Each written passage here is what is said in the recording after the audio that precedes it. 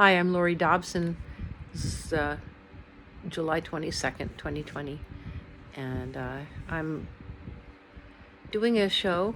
I'm starting again. I've changed my orientation. I've had a video presence since March, and I've had a sort of a political life's effort and activist's effort since I was 2002 when I ran for office, and before that, just being a regular person, and so I'm doing this. I feel I've seen a lot and walked through a lot of things that are hard to there's been amazingly intense experiences, losses, personal challenges, and but some of the strongest experiences I've had are when I have been out there, deeply out there, holding out for a principled belief and not getting a good response, or a good meaning getting a lot of attacks and pushback. But I've learned the most in those times. And I would think that, at this age, I'm older now, and I would think that by now, having gone through so many of these rodeos and seasons of growth in new domains and new directions and evolving, that I would have come to a point where, and I am stronger in many ways, and have gained more understanding, but that you would think that they wouldn't come in the same ways, but they still do. I still have, there's a series of defeats, and the question that I had was, why do they keep coming? What am I doing wrong? And I believe now, and the reason, I'll tell you why I believe this now, but it came to me.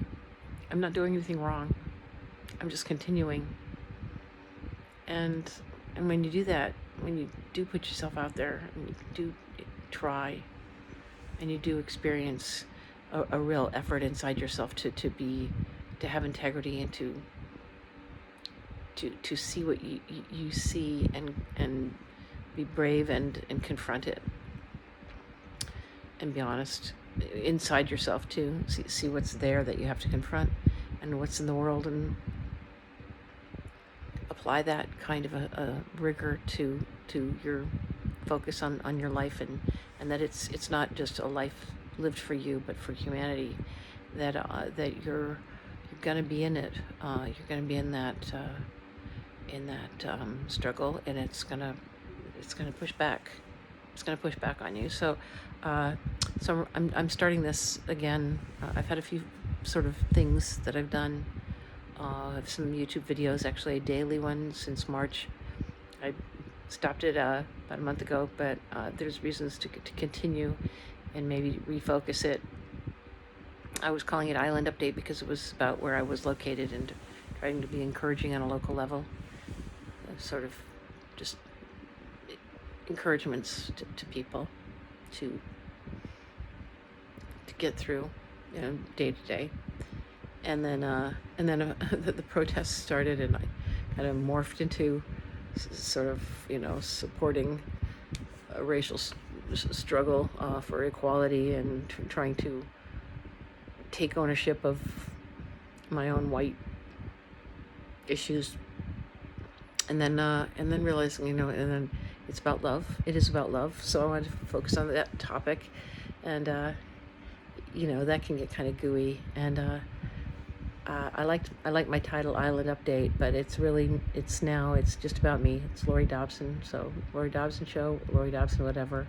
I'll just talk, because I don't need I don't need a reason to sort of organize around. I just need to be myself in this world, and try to help share what I can about what my my understandings have come to, brought me to, and I do feel there's a passion that I have in so many directions. It just doesn't seem to, diminish. I've been lit with the fire of compassion, but compassionate entreaty, feeling the need to really implore that the world find a way through, people find a way through together, and unify around solid core connections, where we all are at our human essence. We all share a place. We like JFK said, we all breathe the same air. We all, I can't remember the quote right now, quote it perfectly, but we all want the same things for our children. We're all mortal. We all want to be happy. We want the world to be better. Those are the themes he was hitting on, and he was cut down. People get cut down, it seems, sometimes at points where it just becomes too heartbreaking to bear, and yet it happens, and we have to endure their loss. My sister was 38 when she died of leukemia and left behind 4 young boys, and that really laid me low for a long time. And I had a loving husband that died 10 years ago, and he was a fire for justice and a brilliant mind, and just one of those people you just can't ever replace. Left such an impact on me in his seeking and his understanding of the mysteries in the world, and the way that you really he had a classical education in Princeton. He understood. He understood, and listening to him just for a little bit of time, and you could be around that, and you could get it. Studying Plato, studying the learning in the world. I think education can be a real gift if it's applied right. It's applied to unify people and to uplift them and help progress humanity. So humanism is a noble art. And lately, I've been humbled by my emotional reaction to the loss of Michael Brooks, who was somebody that I kept hearing about on the periphery of all the different people that I listen to in the YouTube channels, progressive left, and I'm very involved in that fight and struggle. And covered Bernie. I was very, very involved with the Bernie campaign in Maine, and in 2016, and I ran as a Bernie candidate, and did so much in Maine on his behalf, and then again this time, struggling for him, and going to and writing about him, and trying to support him, going and covering 13 events in New Hampshire at the primary there, just being very involved with all aspects of what he was trying to do, and really going deep into it again, even though I saw where it was headed seemed to be the same place as before, to a point of devastation. And yet, just walking in like the fool cart over the hill, just going over the cliff. But yet, there's a real need for that. That's a really important card in the tarot. You have to be willing to do that in life. You have to know it may end up the same way. It could easily, because life is like that. A series of a progression of failures in so many ways. But it's also got some. It's got enough to hold you and to keep you connected with others. If you just decide to do that, and you're in it for the long run, and you make the deep commitment to life. I've been in AA, and that's really helped me spiritually. I followed the Course in Miracles, Marianne Williamson, and all that. I've learned some things through other traditions and New Agey stuff, you know.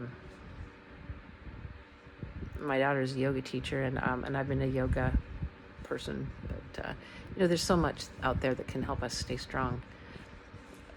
Self-help stuff is so vital. You know, finding what really brings you peace and joy and passion, staying with it. And so I just want to talk about those kinds of things.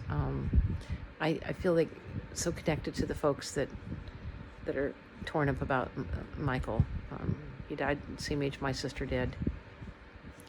He's one of those people that they stay with you. They stay with you. And they're meant to, you know, they're in your heart. And the people that I've loved, that I've lost, I haven't really lost. They are with me. I just have to live with them and bear their you know, the feel of them in my heart and my soul. And it's a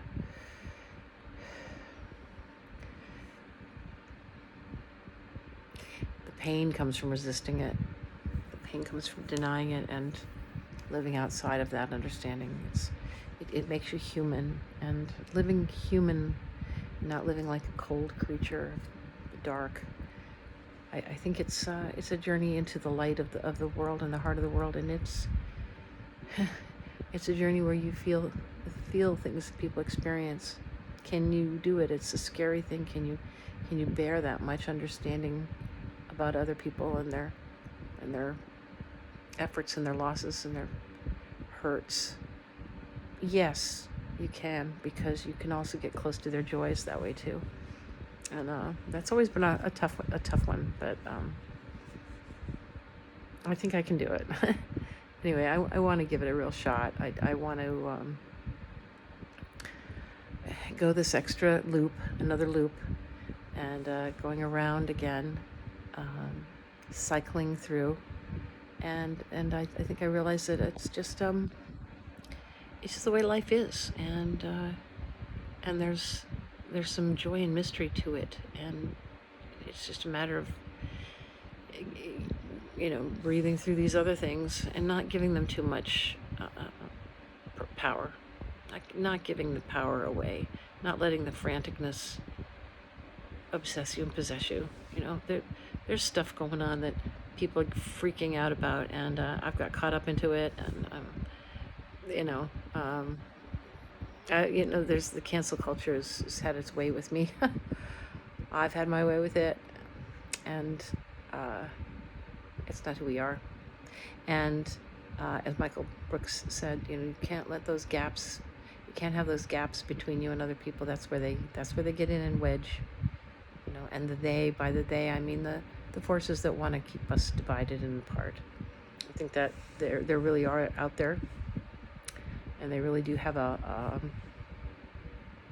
power that we give them if we choose to. It comes, I think, ultimately from inside, our divisiveness, and but our forgiveness, our love, our being willing to apply compassion to ourselves and to others. You know, we can work through these things in a way we can't even imagine. The joy and the hope that's there is waiting there as the gifts of deciding to be that person in your life, be your own guiding light, letting all other lights connect with yours, letting them come close, letting them touch you, letting them be part of you. No mask can stop that kind of connection. All right, that's enough for tonight. I love you guys.